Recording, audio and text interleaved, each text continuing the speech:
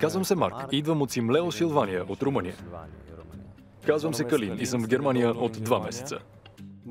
Казвам се Стефан и работя в тази компания, пакетирайки зеленчуци и събирайки реколтата.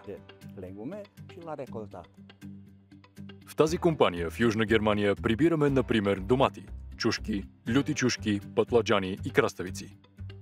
Отглежда се и се бере под стъкло целогодишно. Тук имаме няколко съвета и трикове за това на какво можете да обърнете внимание.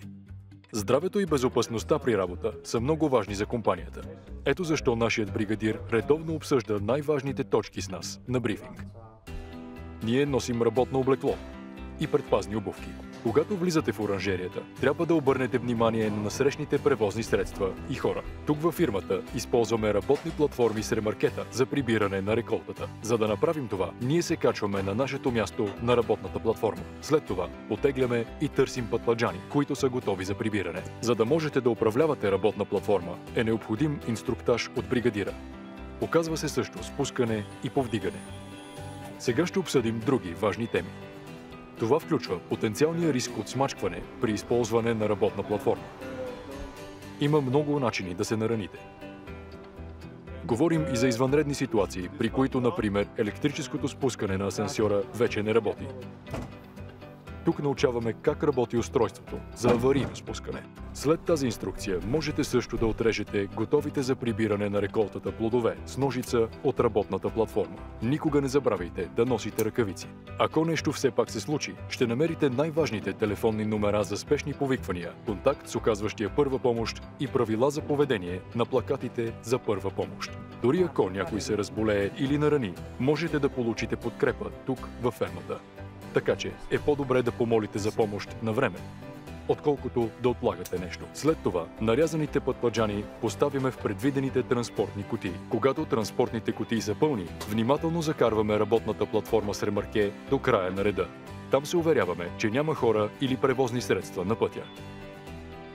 След това, внимателно и бавно избутваме транспортното ремарке с пътладжаните на свързващата пътека. Почивките са част от работата. Можем да направим това в нашата стая за почивка. Важно е да пиете достатъчно, независимо от времето.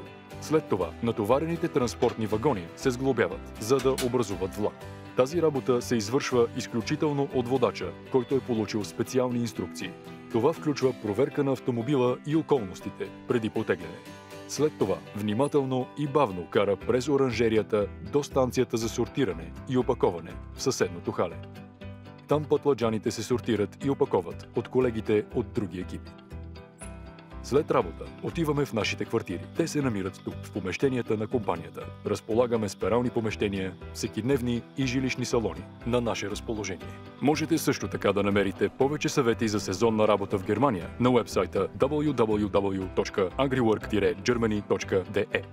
Що се отнася до безопасността на труда, компанията ни предоставя всичко възможно на разположение, като например работни обувки и работно облекло, ръкавици.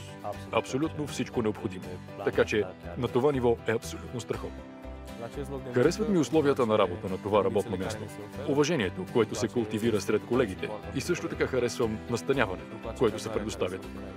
Надявам се, че мога да дойда отново в тази компания следващата година.